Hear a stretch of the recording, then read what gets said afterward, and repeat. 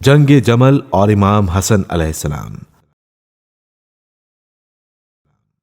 امام حسن مجتبی اس جنگ میں لشکر اسلام کے میمنے کے سپہ سالار تھے۔ ابن شہر آشوب سے منقول ہے کہ امام علی علیہ السلام نے اس جنگ میں اپنا نیزہ محمد حنفیہ کو دیا اور حضرت عائشہ کی اونٹنی کو مار دینے کا کہا، لیکن وہ اس میں کامیاب نہیں ہوئے۔ اس کے بعد امام حسن علیہ السلام نے اس کام کی ذمہ داری سنبھالی اور حضرت عائشہ کی اونٹنی کو زخمی کرنے میں کامیاب ہو گئے اور اس اونٹنی کے پیر کاٹ دیے۔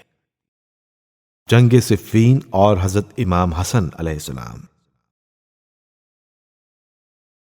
جنگ جمل کے دوسرے ہی سال معاویہ نے جنگ صفین کی تیاریاں شروع کر دیں اور ایک بہت بڑا لشکر جمع کر کے حضرت علی علیہ السلام کے خلاف جنگ کے لیے میدان میں نکل پڑا۔ یہ خبر ملتے ہی حضرت علی علیہ السلام بھی اپنے لشکر کے ہمراہ معاویہ سے مقابلے کے لیے روانہ ہوئے اور مقام ذیقار میں داخل ہونے سے پہلے علی علیہ السلام کے حکم سے حضرت امام حسن علیہ السلام حضرت عمار یاسر کے ہمراہ کوفہ تشریف لے گئے تاکہ لوگوں کو لشکر شام کے خلاف جنگ کے لیے جمع اور آمادہ کریں۔ امام حسن کی کوششوں اور تقریروں کے نتیجے میں تقریباً 12,000 افراد امام علی کی مدد کے لیے آ گئے۔ جنگ صفین میں بھی آپ علیہ السلام نے اپنے پدر بزرگوار کے ساتھ ثابت قدمی کا مظاہرہ فرمایا۔ اس جنگ میں معاویہ نے عبداللہ ابن عمر کو امام حسن مجتبی علیہ السلام کے پاس بھیجا اور کہلوایا کہ آپ اپنے باپ کی حمایت سے دستبردار ہو جائیں تو میں خلافت آپ کے لیے چھوڑ دوں گا، اس لیے کہ قریش ماضی میں اپنے آباء و اجداد کے قتل پر آپ کے والد سے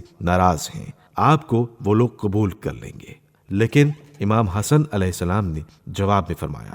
نہیں، خدا کی قسم ایسا نہیں ہو سکتا۔ پھر اس کے بعد ان سے خطاب کر کے فرمایا، گویا میں تمہارے مقتولین کو آج یا کل میدان جنگ میں دیکھوں گا۔ شیطان نے تم کو دھوکہ دیا ہے اور تمہارے کام کو اس نے اس طرح زینت دی ہے کہ تم نے خود کو سنوارا اور معطر کیا ہے تاکہ شام کی عورتیں تمہیں دیکھیں اور تم پر فریفتہ ہو جائیں، لیکن جلد ہی خدا تمہیں موت دے گا۔ آپ علیہ السلام اس جنگ میں آخر تک اپنے پدر بزرگوار کے ساتھ رہے اور جب بھی موقع ملا دشمن پر حملہ کرتے اور نہایت بہادری کے ساتھ موت کے منہ میں کود پڑتے تھے۔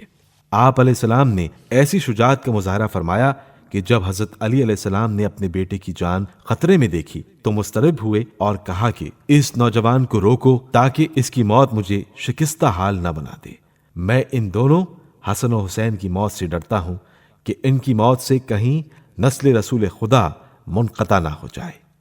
صفین کی جنگ کا خاتمہ کچھ اس طرح ہوا کہ جب امام علی علیہ السلام کی فوج کے سپہ سالار مالک اشتر صفوں کو چیرتے ہوئے معاویہ کے خیمے کے نزدیک پہنچ گئے اور قریب تھا کہ معاویہ کو قتل کر دیں، تو معاویہ نے عمر ابن عاص کے مشورے پر فوری حکم دیا کہ قرآن کو نیزوں پر بلند کیا جائے اور کہا جائے کہ ہم جنگ بندی چاہتے ہیں اور ہم قرآن سے فیصلہ کریں گے۔ اس موقع پر امام علی علیہ السلام اور دیگر بابصیرت اصحاب اپنے ساتھیوں کو سمجھا رہے تھے کہ یہ جو قرآن کو نیزوں پر بلند کیے ہوئے ہیں ان کا مقصد قرآن کو حاکم قرار دینا نہیں بلکہ صرف وقتی طور پر شکست سے بچنا ہے۔ یہ قرآن کو اپنے مقصد کے لیے استعمال کرنا چاہتے ہیں، نہ کہ قرآن کے مقصد کو سمجھنا اور اس پر عمل کرنا چاہتے ہیں۔